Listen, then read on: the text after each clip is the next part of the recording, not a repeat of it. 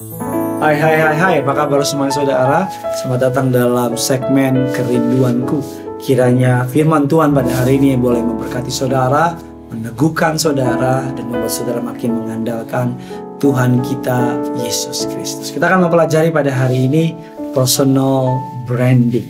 Itu dia saudara, personal branding. Amsal 22 ayat yang pertama. Namun terlebih dahulu seperti biasa, kita mau sama-sama bersatu di dalam doa terlebih dahulu.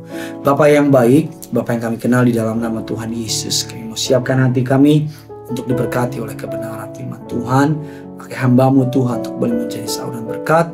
Dari bibir perkataannya penuh kuasa, penuh kemuliaan Tuhan. Di dalam nama Tuhan Yesus. Amin.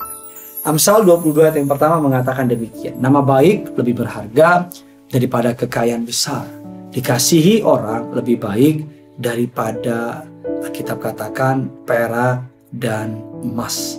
Di kalangan pengusaha ada istilah nama baik harus dijaga sampai mati.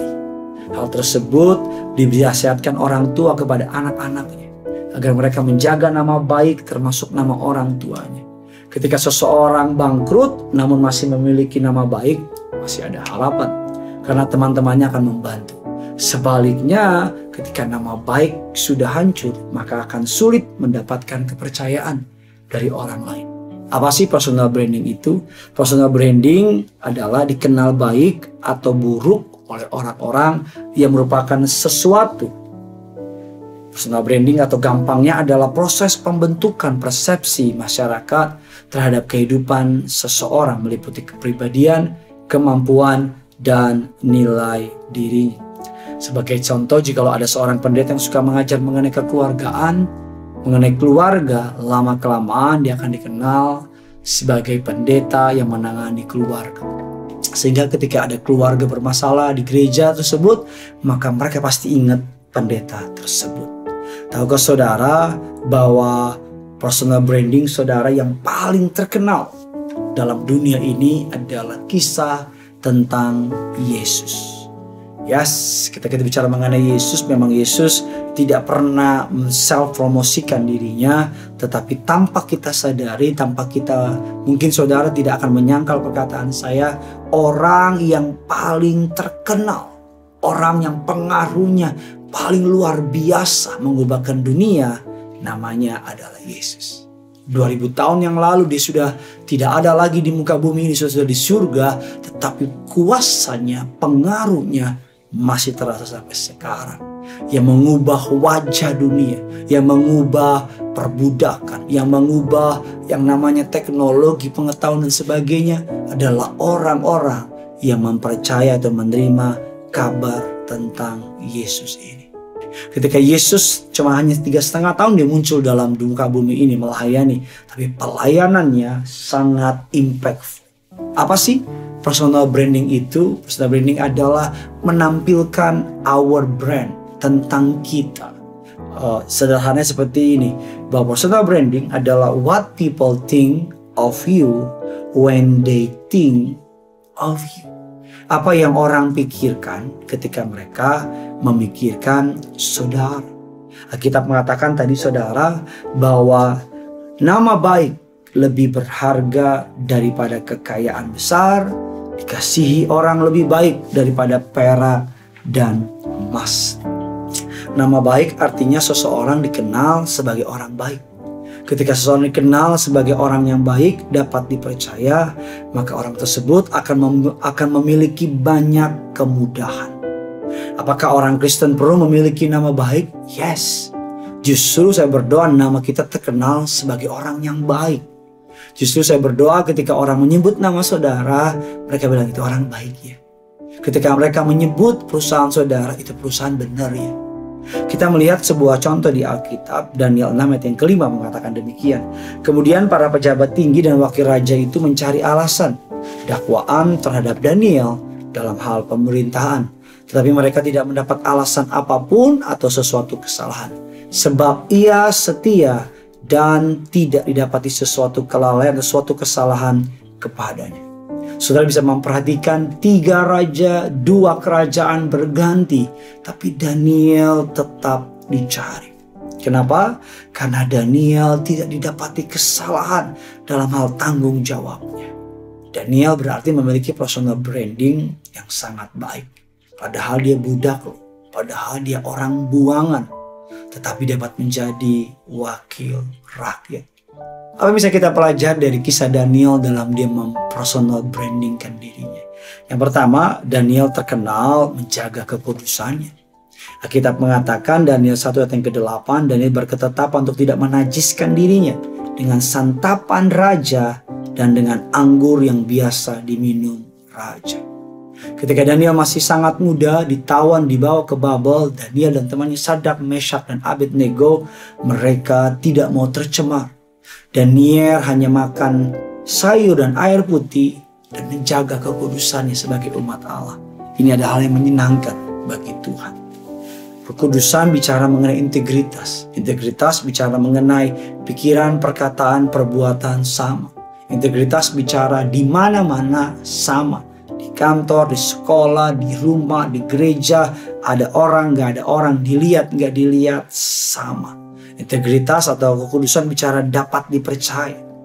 Sebuah kutipan yang memberkati saya mengatakan demikian, integrity is more important than popularity.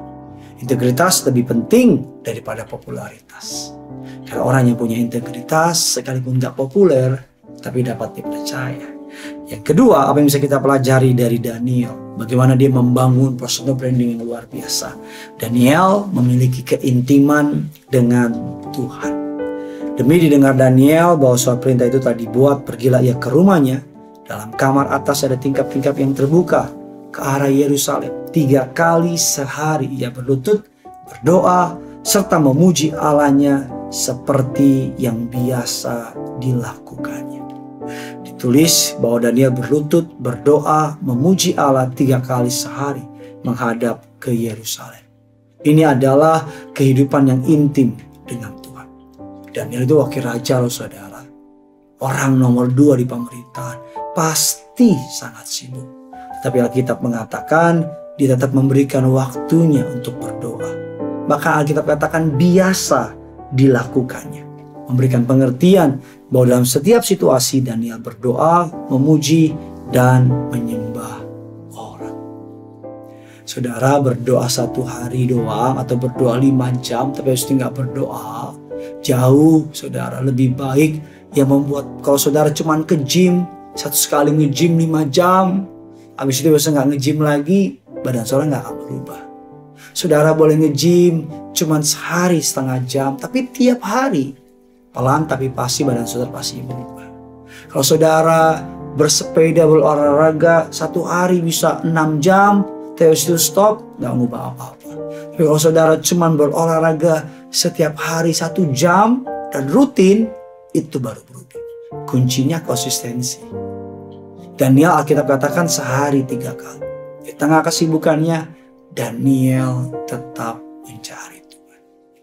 Sehingga Daniel bisa mempersonalkan brandingnya, bisa memaparkan dirinya kepada orang-orang di sekitar saudara. Kira-kira kalau orang sebut ingat saudara, impresi apa yang orang itu terima? Apakah mereka akan menyebut mengingat seperti Daniel, atau justru mereka akan mendapat impresi yang buruk? Saya berdoa kiranya firman ini boleh dapat menjadi perenungan bagi saudara dan boleh menguatkan saudara dan saya. Karena yang punya surga, crazy in love with you. Sama-sama kita mau datang sama Tuhan. Bagaikan bejana siap dibentuk, demikian hidupku di tanganmu. Dengan urapan kuasa rohmu, ku dibaharui selalu. Jadikan ku Allah dalam rumahmu, inilah hidupku di tanganmu. Bentuklah seluruh kehendak pakailah sesuai rencanamu. Ku mau seperti-Mu Yesus, disempurnakan selalu dalam segenap jalanku, memuliakan nama-Mu. Mari bawa hatimu bilang sama Tuhan, ku mau seperti-Mu Yesus, disempurnakan selalu dalam segenap jalanku, memuliakan nama-Mu. Ku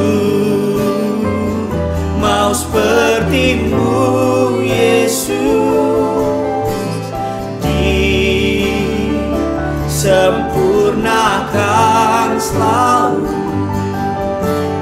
dalam segenap jalan.